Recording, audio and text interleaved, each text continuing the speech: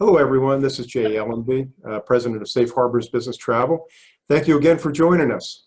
We are now into our third installment of our Travel Expert Series. And the first one we talked about duty of care. We talked about duty of care and risk management.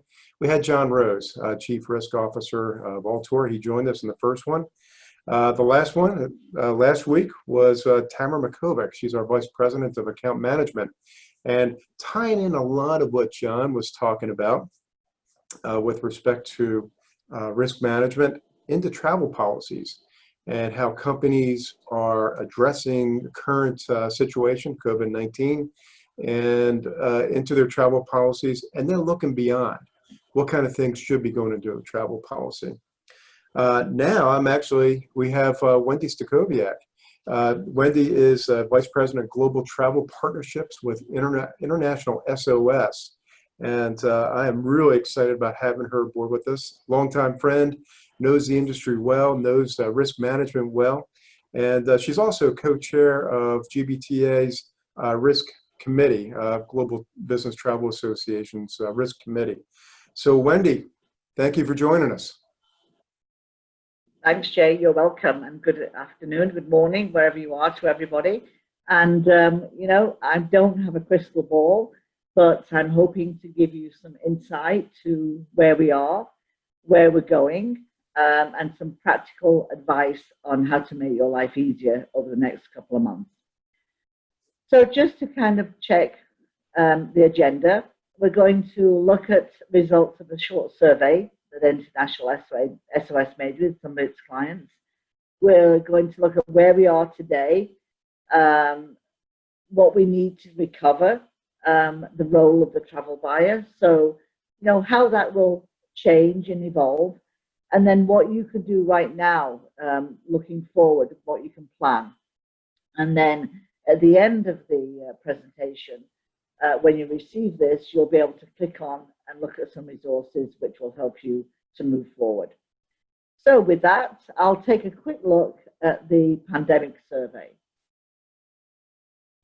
So we conducted this survey not so long ago, about a month ago, and reached out to 500 of our 10,000 clients. And it's, a testament to what people think about this pandemic, that as many as 369 people responded. We tried to look across all industries and all sizes. So you'll see, between those people that have about 500 back down to 100 travelers, less than 100 travelers, a huge response. And again, in that large cap clients as well. So all the responses, I think, show just about every aspect of travel, from the very small SMEs, the large clients who spend a huge amount of money on their travel spend. And so what does that mean for them?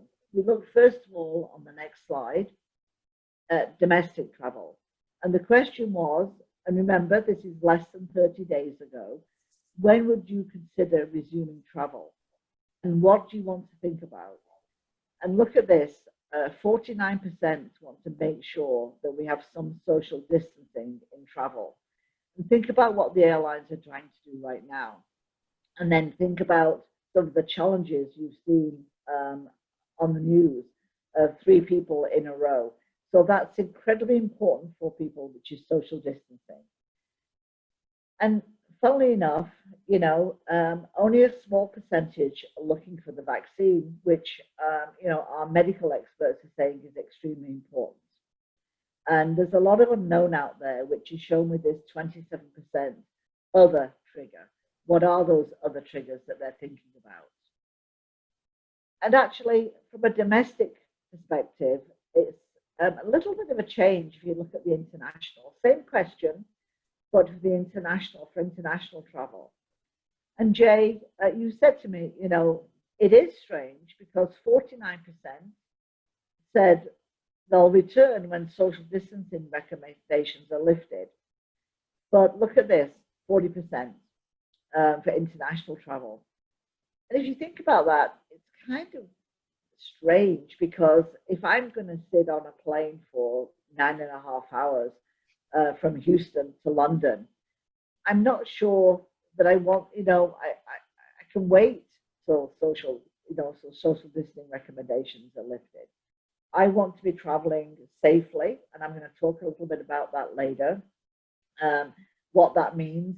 And in fact, now we know more, and I'm learning every day.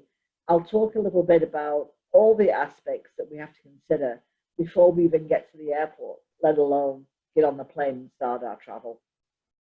Wendy, if I could ask too, we did talk about the social distancing, the difference between the domestic international, which is rather odd. But also you mentioned the some other trigger, and 27% for domestic versus 3% for international. That's a significant difference as well. What do you think some of those triggers might be? I think some of the triggers are, and again, I'm going to go into this a little bit later, but I Okay. talk about, it's no matter whether you're going international or domestic, one of the challenges is going to be getting out of your home office or off the couch into your work environment and then traveling. And when you talk about other, one thing I suggested internally was let's try and find out what that other is, because nobody specified in notes what another trigger was. I think they're internationally people thinking more about border controls, what they're going to have. They're looking towards our leaders to actually decide domestically what they're going to put in place that's going to be applied to everybody.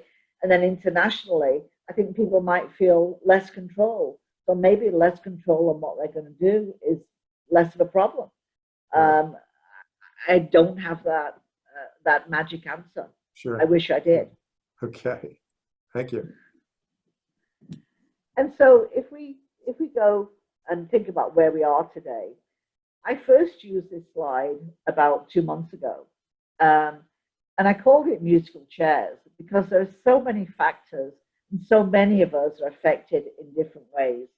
I've been in the travel industry now for over 40 years and been through a number of challenges we've had over the past 40 years. And I think this feeling of being out of control right now, but things have changed a little bit. We know about all the flight restrictions. We drip drabs of information coming through for us. Talking about accommodation, the focus on is much on the cleanliness of hotel properties. We're looking at border closures. I know in my state, in Florida, we have such a different way of looking at how we go out and how we sit in restaurants even. So I'm looking at and thinking about all 50 states. Before you get outside the US, the 50 states can't decide exactly how they should open the states, what we should be doing. So to be very honest, it's really hard for me to take a deep, hard look at what is that going to look like. We're going to have some response totally at a US level, just as we're going to have to think about the 130 odd countries that we could fly to and how they're going to respond. Right. You asked me about, what people are looking at to actually move back into travel internationally. And then we talk about lockdowns where, as I said, there's that big gap. How am I going to feel as a mother, a father, a grandmother who's been locked down with my children, homeschooling? How am I going to get back to travel? I'm feeling emotionally distraught right now about my situation. I might feel even more emotionally distraught leaving my home, let alone leaving my state or my hometown or my country. And I'll talk about that later. Okay. And I think some of these things that are on this slide, the unspecified timelines is one thing that I think is a huge issue for most of us. We don't actually know when, Jay. Mm-hmm. And I said it to you yesterday. I've gone from like musical chairs to almost feeling like I'm swimming through broccoli and cheese soup, because you've got somewhere to go. It is kind of the light at the end of the tunnel somewhat. You're still kind of in this place where you can't kind of feel your way there. So coming back to working from home, coming back to where you sit right now. This bell curve is extremely interesting because most of us are on the left-hand side right now. We're in the middle of COVID-19. We're doing all the things we're being asked to do. We're climbing to the top.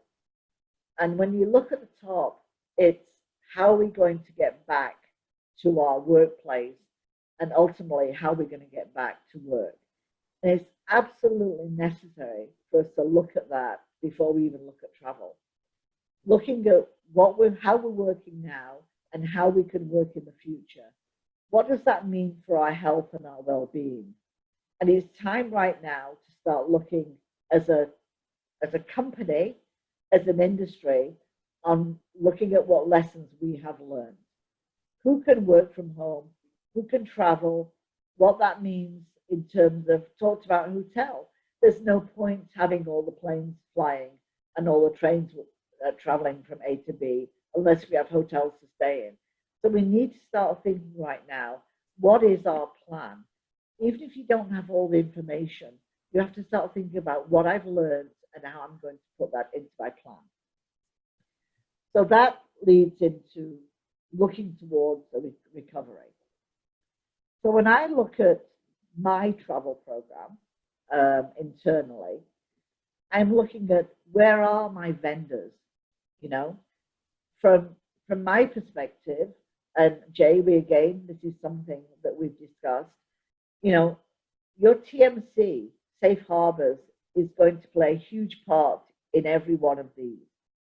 You know, where are the vendors that I can support right now? Can I support the same vendors I did 6 months ago? Because some vendors will have a very different way of working moving forward. There isn't a playbook right now for everybody. So working with your TMC and looking at where your vendors are on their own curve is extremely important. I talked about face masks. The biggest question I have over the past couple of weeks I've been presenting is, when are all the airlines going to have standardization on the use of masks in flight? Well, that hasn't happened yet. So we don't have a lot of individual government regulations. That's going to have to come into play, both domestic and international. Getting you from the entrance to my airport in Pensacola up to Baltimore, Maryland, there isn't yet a clear sign of how that's going to happen and what's going to happen in between. The other thing is how you, as a company, you're vertical, how resilient you are to travel. So if you're a tourism company, you've taken a huge hit. Technology, not so much. But you have to look at where your company is in this and where your company wants to go. And we talked about the traveler getting off the couch or off the desk. That mindset is really important. Emotionally, and you're going to have to think about this from an emotional support and a wellness perspective. If I'm getting off my couch or off my desk, I'm going back in the office, we need to make sure people are well enough to do that. But then how are your travelers going to feel about getting on a plane, going into an Uber, getting into a hotel, coming back, and feeling like, what are they bringing back to the family when they get back? Right. I mean, we have to work on that. And that's something that personally, internally at International SOS, we're working on right now, keeping everybody safe from their couch back to their couch. And then the thing is, your travel budget, what's that going to look like? Because you've been probably 2 or 3 months without travel. And I know when I submit my budget every May, they always look at what I did last year. And it's always use or lose. Okay, Wendy, you only spent 22 million last year. This year, with the way that COVID-19 hit us, maybe you don't need so much, or maybe you went over budget, maybe you're tightening purse strings. But travel is an essential part of any business. So I think that's a discussion you're going to have in conjunction with Safe Harbors. looking at where they believe things are going to move, and how the vendors are going to manage their discount programs, et cetera, et cetera. Wendy, before we leave this slide, I do want to speak about the travel vendor recovery. And you mentioned TMCs, travel management companies such as us, Safe Harbors, and that partnership and working closely with clients. But I think something else that's coming to mind as well is airlines. Airlines, in many cases, have reduced their capacity by 80%, their flights by 80%. And in some cases, there's indication of some carriers who are filing for bankruptcy. That's a significant topic today.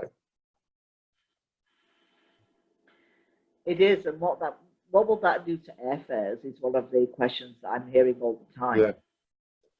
Yeah. Are we in for, because competition will be lower, as some airlines will fold without a doubt. So is that going to push up the cost of air travel? That affects your budget, right. Certainly affects everything you do. Hotels, we hear, are discounting. China's more or less open domestically right now, and they've discounted hotel rooms significantly. That's not sustainable either. So I think the vendors are taking a good hard look at how they're going to survive also. Yeah. And it's very like social distancing, Jay. We have to commit social distancing to flatten the curve. And we have to commit supporting our vendors to make sure that we have those vendors and we have travel programs moving forward. We all have to sacrifice something. Yeah. It's interesting when you mentioned the airfares, are airfares going to increase as a result of perhaps less competition? There are two schools of thought. One is they've got to have lower fares to get people back in the planes. That's going to dictate a lot to have lower fares. But in the other school of thought is, there's supply and demand. And if they're down to 80%, if they're down to 80 or 20% capacity, there's less supply, so there's an increased demand. So it's going to potentially increase those fares. So a couple of schools of thought. It'd be interesting to see where that plays out. It will, and also I've been thinking about the number of unused tickets that are out there right now. They're on last quarter's. Oh my gosh! P&L. Yeah. So there will not be a huge return to profitability until all those unused tickets are used again. Yeah, that's a great point. And again, we have to really think about that, and the unused hotel rooms as well. Mm-hmm. I know that our vendors and ground transportation, we didn't ask for refunds. We asked for, a voucher to use again, trying to play our part to help our vendors to recover. But it's only a 2 or 3 month stopgap. Right. Okay. And so how's that going to affect the travel buyer? And I think one of the most important role right now is the buyer of travel, the purchaser. This will change. It will evolve. If you think about the role of the travel buyer right now, they've been partnering with safety and security, with travel risk for some time. But as we move into what we're calling workforce management, understanding your whole workforce, not just your travelers, because you are traveling, I keep saying this, from couch to office. There is a need to think about the impact of your whole workforce, not just your travelers, because your travelers, by the very virtue that they're going out and about, do affect your whole workforce when they come back. So I think HR is going to play a huge role moving forward. And I think the travel buyer will partner far more closely with HR, especially in a small organization. And again, with medical and security in a larger organization. Because the components of workforce management rather than travel risk management, you have to look at new sectors. we have one client who's very focused on emotional support and wellness right now. Of course, you have to be focused on wellness. Um, it's usually, is somebody well enough to take a trip to a very hot location like Dubai in the middle of August and work outside, somebody in oil and gas or NGO. That's one thing. But now we're talking about wellness to actually travel and the emotional support that goes along with that. Because we've said it, during the last few minutes, getting people to move away from their family and back. So emotional support and wellness become very, very important. And it's HR who will manage that. And travel, again, for myself, travel was always, I've had health problems. We've been known each other a long time. Traveling to Australia last year was a huge hit for my health. Traveling, 10,000 miles in 3 days and coming back 2 days later. But we absolutely have to take into consideration that wellness will be not just travel wellness, but holistically the whole workforce. And what's really interesting is a travel buyer has already been involved in many of these things before, looking at not just the travel aspect, the getting from A to B, but the whole traveler. And so they're invaluable with what they can bring as we start to look at the whole workforce. And safe harbors, super valuable because data is king. As in everything, understanding, the data behind your travel population and your workforce is key. And I think that's something that is really going to become more and more prevalent. Not just data on who is where, dots on a map, but when travel starts to return, you'll be able to provide from safe harbors a clear understanding, not just of this particular client A, but client A through Z. There'll be a huge amount of travel moving forward, but you're keeping an eye on what's opening first. Probably domestic travel will open first. All indications say that. But safe harbors will be helping their clients understand, how the future is going to look in the next 3, 6, 12, and 18 months. So Jay, do you feel you're going to add that kind of value? And if so, can you think of other ways that you'll add that value with data? Yeah, you're spot on, Wendy. Absolutely. That is something that we're very proud of as the data we have, but how do we use it even more so to working with our clients? Data is king. There's no question about that. The knowledge. I do find it's rather interesting. Also, the risk management feature. I do find it interesting where, the travel buyer often is in procurement. And procurement often looks at, okay, what is that fee first, historically? And then do you have these other check marks? Do you think how much is that going to change? Yeah. And, having dots on a map and knowing where somebody is really not the be all and end all moving forward.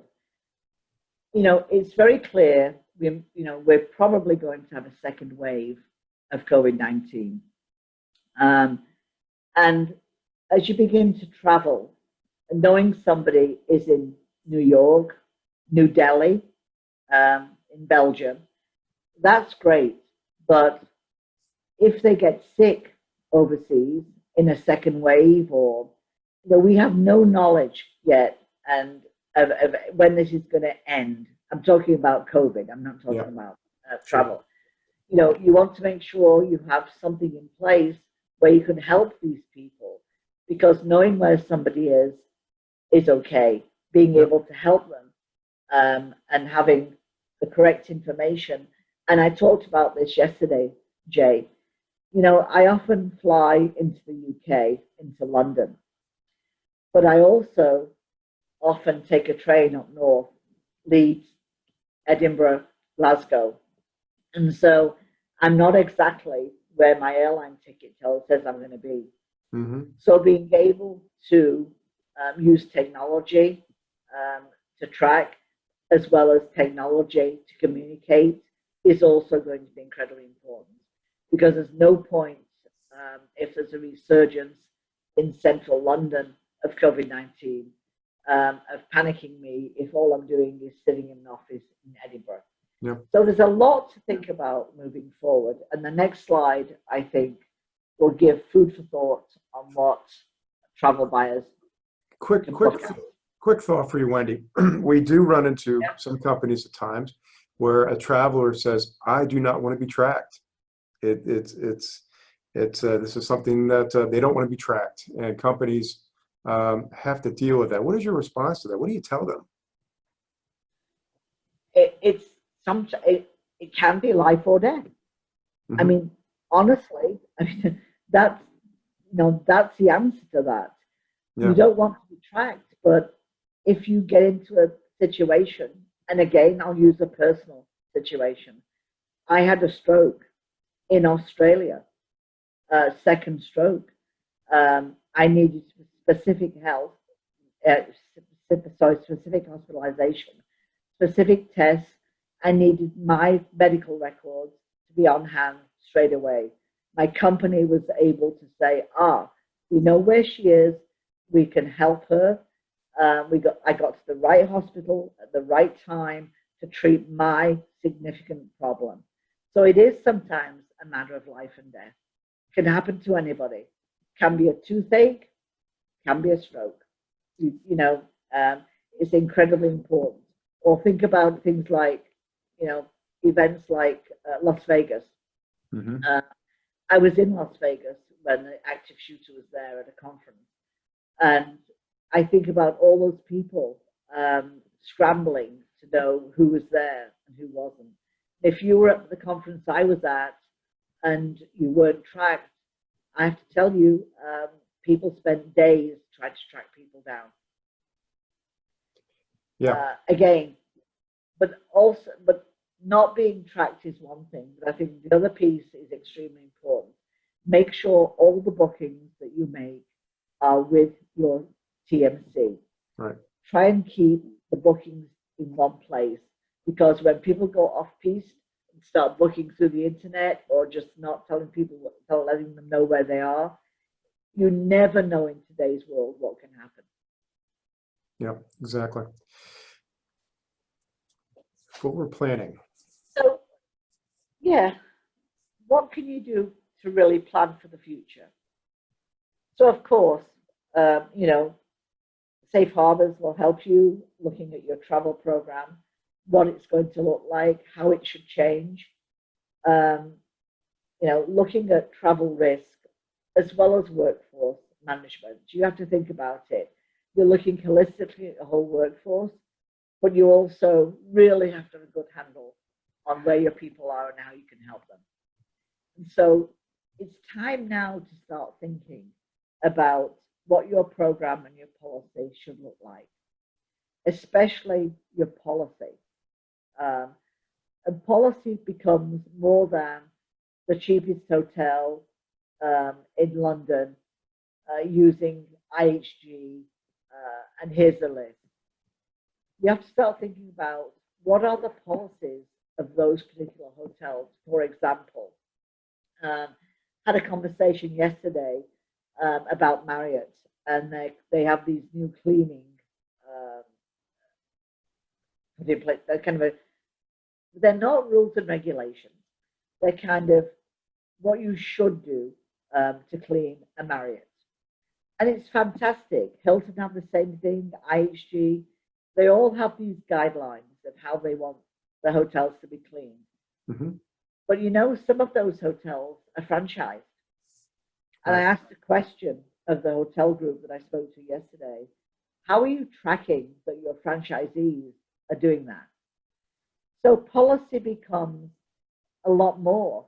Not just is a hotel in a safe place, does it meet my guidelines for free breakfast, free internet, etc. You might want to start thinking about asking the question, is that hotel clean? Mm-hmm. And then you're looking at your suppliers. Again, we just talked about this supplier strategy. You're looking at unused tickets. You know, you're looking at using up last year's budget. You know, how are you going to start negotiating with your suppliers? You know, how is Safe Harbors negotiating on your behalf for those suppliers? And how will you replace suppliers who go under, frankly? Right. You know, thinking about that. And we just talked about tracking and data. I'm not going to go too much into that because let's face it, there's nobody better with data than your TMC. Right. And this one's interesting. And again, not to be a scaremonger here, but you know, we are going to get a second wave.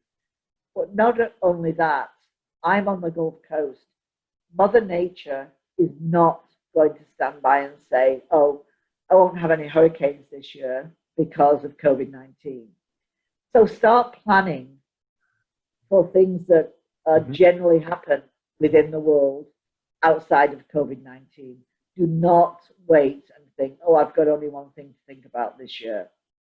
Because unless you create a business resilience plan, unless you have somewhere that you can look and say, if A happens, I can do B. C happens, I can do D. You have to put a plan in place now. And there are organizations who can help you put that plan in place. If you don't have an assistance provider, if you only have dots on a map right now where people are going to be, then start looking at, is that something that you need? Where does your duty of care stretch at this time? And maybe check your BTA, your insurance policies may have some of that included. The key is to start thinking of what can be in your travel program, what can be in your policy, what should be in your resilience plan, and definitely how you are going to manage for the worst case scenario. Although we don't want to think about it, travel is no longer just about getting from A to B. There are a number of things you need to think about. And on the last page today, before we kind of have another chat, Jay, is a number of really good guides and really good white papers, things you can look at to say, you know, what do I need as a resource? Now, to be very honest, these resources cover you up the top end of the curve and just over. So how do I manage COVID-19 right now? And how do I manage getting back to the workplace? That's in these resources. I'll be working with Jay to provide so much more. And next week, I'll certainly have, Jay, we just talked about this, a guide to returning to travel. Not the crystal ball, but a list of items you have to think about in order to get back to travel. And that is just high level. What exactly do I have to have and think about? Not what do I have to do in another 3 or 6 months' time. And I think, Jay, that's something that you're really interested in working on with us, is how to educate and how to provide information on at least what should be thinking about to get back to travel now. Exactly right. And that's obviously the purposes of this series, a Travel Expert series. I know there have been, as a result of this horrible pandemic, there have been a lot of game changers when it comes to the industry. And we have, through our conversations with our clients, travel policy. You already mentioned that travel policy is a true game changer to create a policy that's actually a working, breathing document that it is more than just a guide, one that gives assistance and supports each role of the organization. And that's one of them. Insurances, you mentioned, absolutely. The tracking, you're spot on, Wendy. You're right there, and getting companies back into the fold with respect to travel. Your information that you'll have next week will be incredibly helpful as well. Yeah, and I think, you know, there are many game changers, as you said. And one thing you have to do is stay agile, Right. because there is no new normal, no matter how much we say there, it's not a new normal. It's a new agility that you need to have moving forward in your policy, your program, in the way you approach duty of care. You have to remain agile because, again, I've mentioned it at least half a dozen times, there is no crystal ball. Right. We don't have a playbook in hand for this next few months.